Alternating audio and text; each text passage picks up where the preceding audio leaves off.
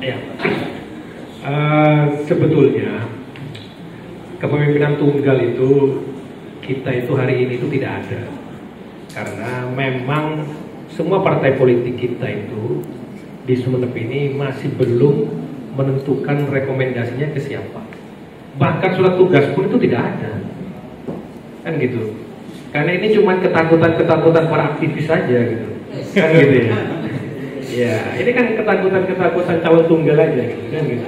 Sebetulnya nggak ada.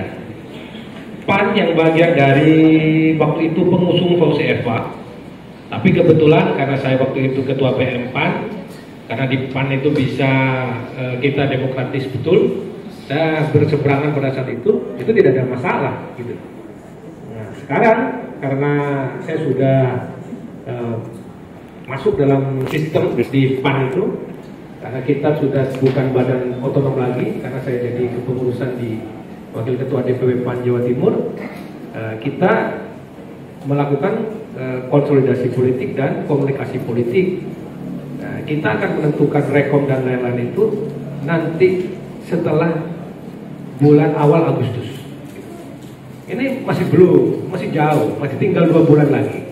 Jadi diskusi Jong Mekar ini masih akan berlanjut lagi gitu. Iya, jadi nggak perlu khawatir gitu kan gitu ya.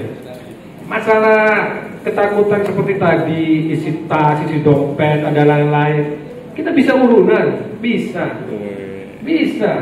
Kalau Sumeneb ini ada 1.200.000 penduduk kita. Ya kebetulan ini ada 216.000 penduduk kita yang miskin. Nah ini yang jadi potensi kita itu untuk dimainkan oleh para politisi itu, dan terutama pemain para politik luar.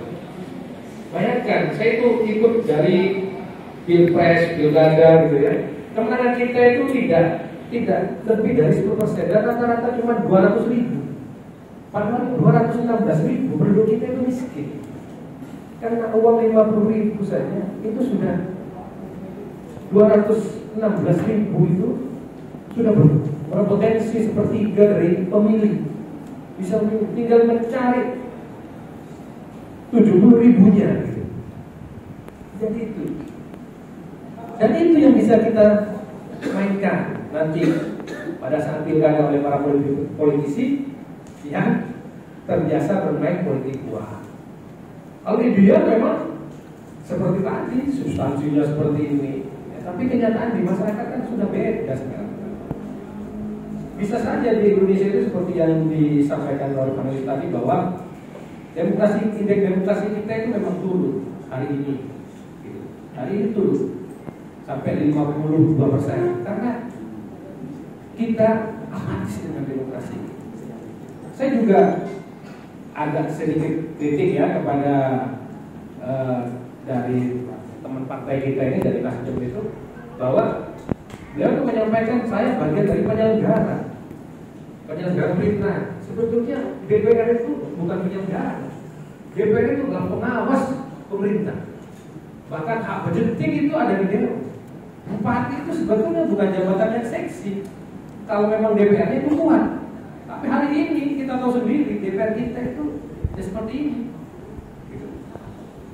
Coba bayangkan kalau DPR-nya kuat, presiden tidak bisa ngapa-ngapain. Bupati tidak bisa ngapa-ngapain, gubernur tidak bisa ngapa-ngapain.